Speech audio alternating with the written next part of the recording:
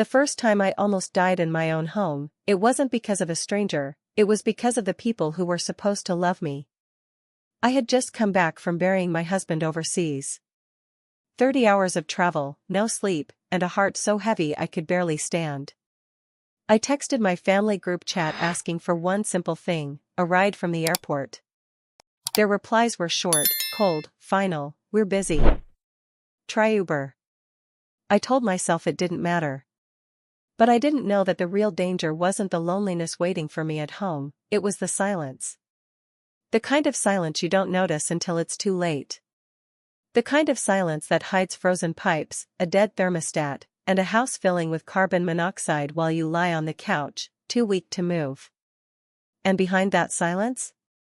A truth I never wanted to believe, one that would turn my grief into something sharper. Stay with me, because once you hear what really happened, you'll understand why I will never hand them my house key again. I landed at 4:57 p.m., and the first thing I heard was a church bell rolling through the terminal like a low tide of grief. It wasn't real, just the ringtone James had set on my phone for our anniversaries. I'd forgotten to change it.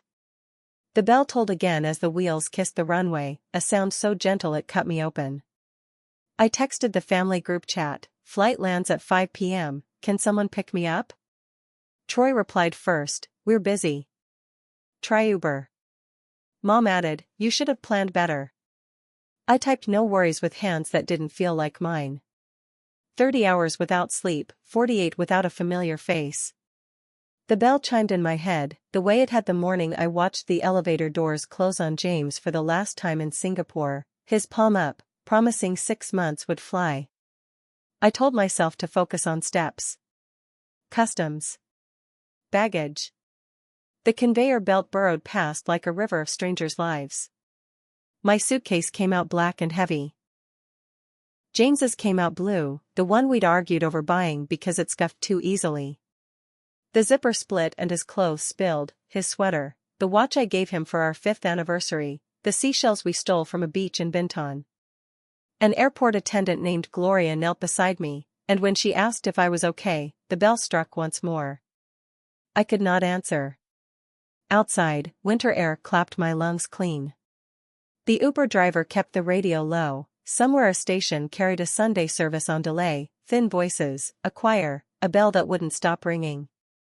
The city had changed without me. New murals. A coffee shop where our florist had been.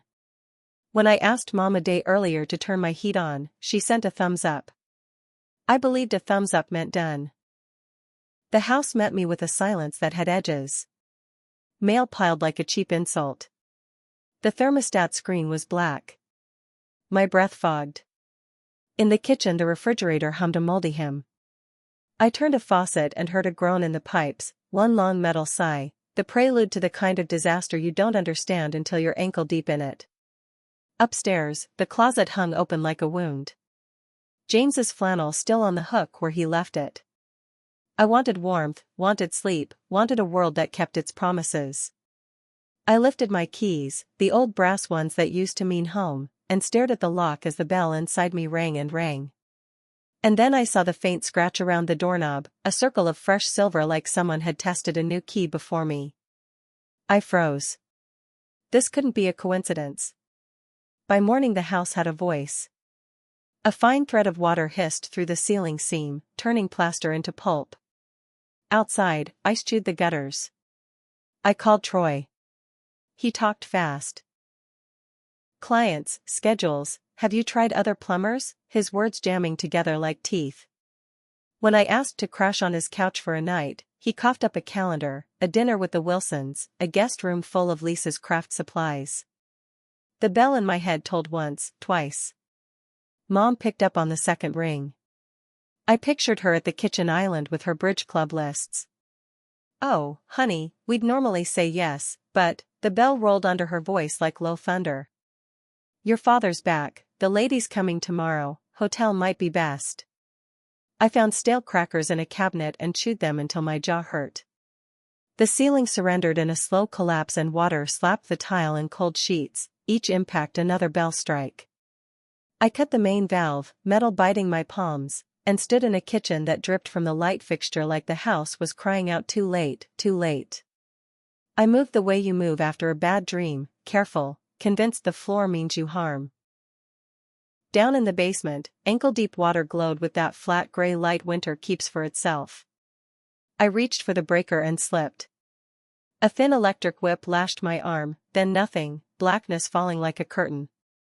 When I came back, my temple was sticky, and the bell had changed pitch, farther away, like it was striking from behind a door. Upstairs the carbon monoxide detector began to scream. I opened a window and winter rushed in like a stranger. The house had been empty for months, but this didn't feel like neglect. It felt curated, like someone had set the thermostat to freeze, had watched the forecast and chosen not to care. I remembered the tiny silver crescent scratched around the lock upstairs. I remembered the knob turning easier than it should have and the latch catching just once, a kiss and recoil. My phone buzzed. The group chat lit with another thumbs up, another meaningless blessing. Outside, church bells, real ones, rippled from St. Bartholomew's 6 blocks away, calling a congregation I no longer belonged to. I swayed, dizzy, and whispered to the empty house, "I hear you." That's when my neighbor Diane pounded on the front door, her voice slicing the air. "Amelia? Are you in there?" I reached for the knob, saw, again, that thin ring of raw metal, knew where old should be, and felt my stomach drop. At the hospital the fluorescent lights were too honest. A nurse named Jessica wrapped warm blankets around me until the shivers let go. The bell tone followed me in, low, patient, refusing to be hurried, as if the building itself breathed in eighth notes. A paramedic repeated what Diane had told him, water under the door, the shriek of the CO alarm, a woman on a couch with lips the wrong color. A few more hours and he didn't finish. Bells never do. They imply. When I drifted awake, Jessica was documenting whatever I babbled: Singapore, funeral, the flight, my father's weather warning without offer, the thermostat dead despite Mom's promise. "We'll make a plan," she said, writing support system on a chart that looked embarrassingly blank.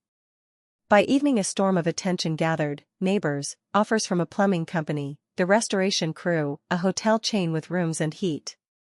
The local news ran my story under the gentlest headline: "Cruelty allows, local widow nearly dies in flooded home after overseas funeral." I watched with the sound off, but I could still hear the bell, I could always hear it. The caption showed the group chat. The thumbs-ups looked obscene in high definition. My family arrived like weather after the forecast. Troy first, ash-faced, thumbs burning the air. Mom next, indignant in pearls. Dad last, his eyes holding something like apology and something like arithmetic. Their voices widened around me: misunderstanding, misrepresentation, Amelia knows we would've, optics, damage control. They turned warmer when staff entered, cooler when doors closed. When Dr. Reynolds asked who could stay with me for 48 hours to monitor a concussion, Mom answered with a performance that deserved a standing ovation. Jessica, bless her bored expression, looked at me and asked if I wanted alternatives. I heard James then, the way he'd say your worth isn't a vote. My yes came easy. Later, while Troy scrolled through comments, Mom rearranged my plastic pitcher like it could tidy the facts. She leaned close enough for me to smell the cold on her coat and whispered a thing she didn't think I'd repeat: if the thermostat had been on, none of this would have happened. A sentence shaped like innocence, weighted like knowledge. The bell rolled once in my chest. A memory flickered: December, Mom insisting I leave her my spare key for emergencies, the way her mouth twitched when I hesitated. Then another, a utility email I barely read in Singapore about a remote access attempt to my smart thermostat, failed due to a dead battery. I hadn't told anyone I switched it last summer. Someone else had tried. Jessica asked if I needed anything. Yes, I said, startling myself. I need my keys.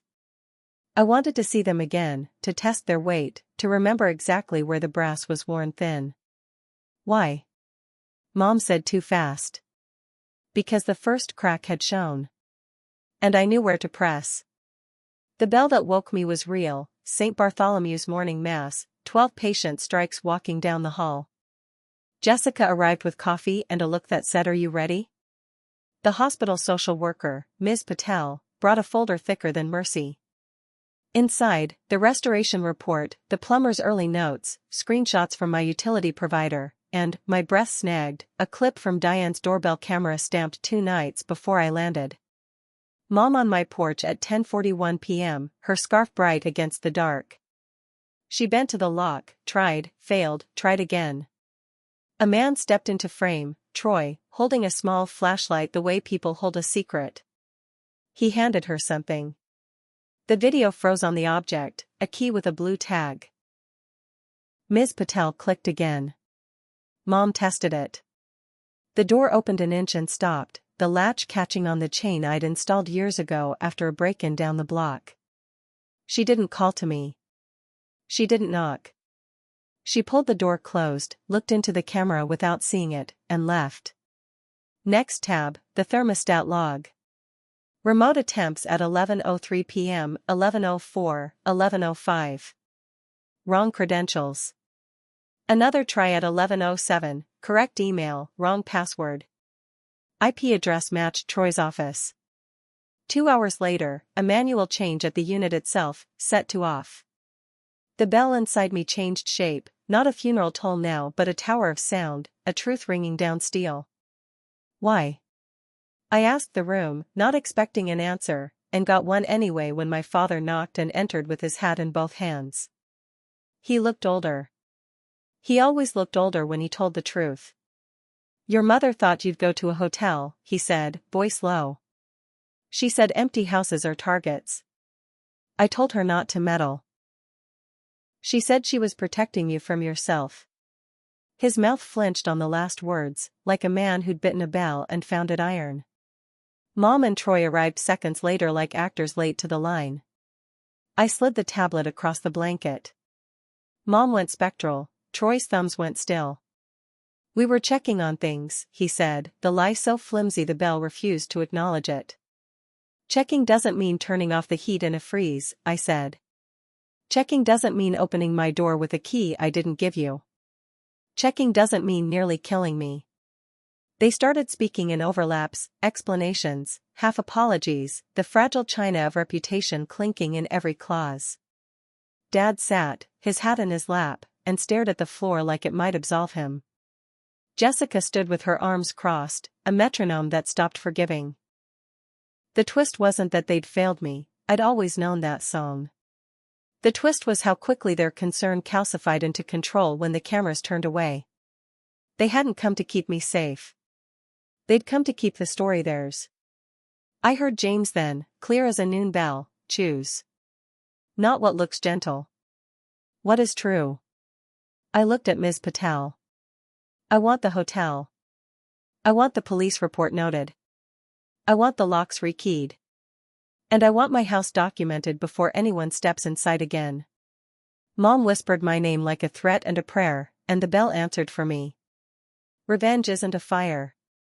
It's a ledger. The bell taught me that, strike by measured strike, the sound of time choosing a side. At the Riverview Hotel, room 1206 hummed with heat that didn't argue. Ms. Patel connected me with an attorney named Chen who wore wool and kindness. He listened without interrupting, then asked for copies. Thermostat logs, doorbell footage, group chat screenshots, the plumber's waitlist message, the ER notes, the CO detector's readings. Documentation, he said, is a bell that keeps ringing. We filed a notice with my insurer, flagged the thermostat tampering, and placed the restoration company under a preservation order. Photograph everything before moving anything. The report came back with a small, devastating detail. Someone had removed the fresh batteries from the CO detector and replaced them backward. Not dead. Reversed. The device would chirp on install, then sleep. I remembered December again, Mom shaking the little plastic tester and tooting about these things always going off for no reason. Chen's letters went out in a batch, to my family requesting they cease entry, to the utility requesting the full IP audit, to the news station with a statement correcting the record without sharpening the blade. To the church down the street, whose bells had been my spine, asking for the time their recordings last Sunday aired, the exact minute Diane knocked, the exact second the choir paused before the final amen. He wanted a timeline that sang. In the quiet, I began to move differently. I changed my ringtone to something neutral and missed the bell immediately, so I recorded St. Bartholomew's on my phone from the hotel window, wind, water, and that round tone, and set it to play every hour. Not to mourn. To measure. Troy texted, "This is an overreaction." Mom called, "We'll explain, just stop making this bigger than it is." Dad wrote a short email, "Tell me what you need." I told him, "Silence, for now." He obliged. It was the first thing he'd given me that arrived when promised. When the restoration crew opened a wall behind the thermostat, they found scuffed drywall like someone had fumbled with the wires. They found a perfectly folded paper towel stuffed into a vent. Enough to muffle air in the living room. Small things. Intent is made of small things. We set a meeting, hotel conference room, glass doors, a long table shining like a decision. Chin arranged the folders in threes: evidence, impact, remedy. I pressed my palms flat until my heartbeat matched the bell I could not hear but always felt. When my family walked in, everything was ready. The only thing left was the turn of the key. They took their seats like people entering a pew they didn't choose. Chin opened with the softest blow, the timeline. It didn't accuse, it assembled. Mom stared at the photographs the way people stare at eclipses, knowing it will hurt and doing it anyway. Troy tried the smirk that got him through high school detentions. It failed here, in the bright wash of consequence. "This isn't criminal court," Chin said gently. "It's accountability." The remedy packet slid across. Costs covered in full, temporary housing extended at their expense, a written acknowledgement to my insurer about the thermostat interference, a notarized agreement they would not enter my home again without permission, counseling stipends they could accept or not. I was done mothering their souls. And one more thing, Dad's letter, handwritten, the only document I wanted without a signature line. He had brought it folded in thirds, the crease deep like a held breath. He slid it to me without looking away. I read it while St. Bartholomew's bells spilled noon into the room through double-glazed glass. "I failed you not by absence but by compliance," he'd written. "If you allow it, I will meet you where you are, not where your mother needs the world to think we live." I set the letter down and let the bell ring through me until I could tell the difference between mercy and relapse. "I'm not here to ruin you," I said. "I'm here to stop letting you ruin me." We signed. Troy's name shook. Mom's didn't. When it was done, she stood. "When you're ready to come home," she said, "we'll..." The bell cut her off in my head, not unkind, just final. "I have a home," I answered. "You chose not to be in it." Weeks later, my house breathed again, new thermostat, reinforced pipes, a security system that treated silence like a question. I placed James's watch on the entry table and a small brass bell beside it. Not for mourning. For ceremony.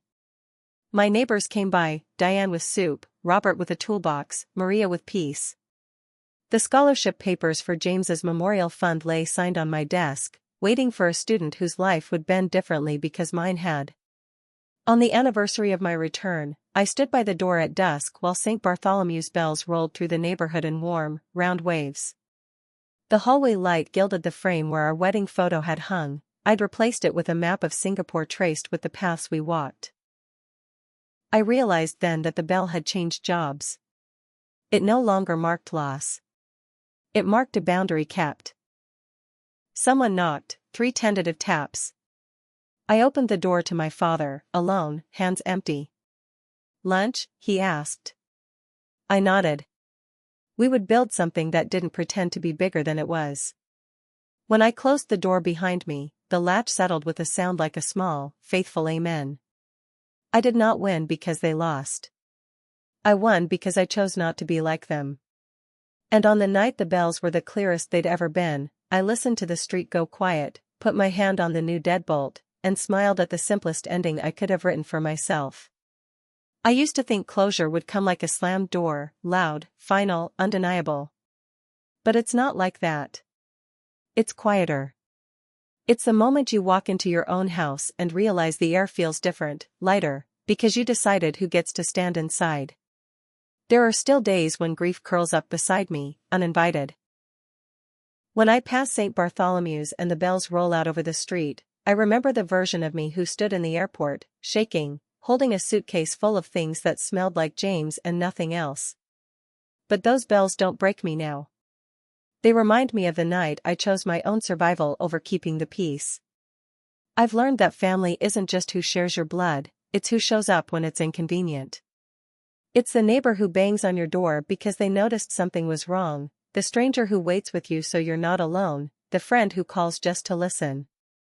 Forgiveness isn't required for healing, and walking away isn't the same as giving up.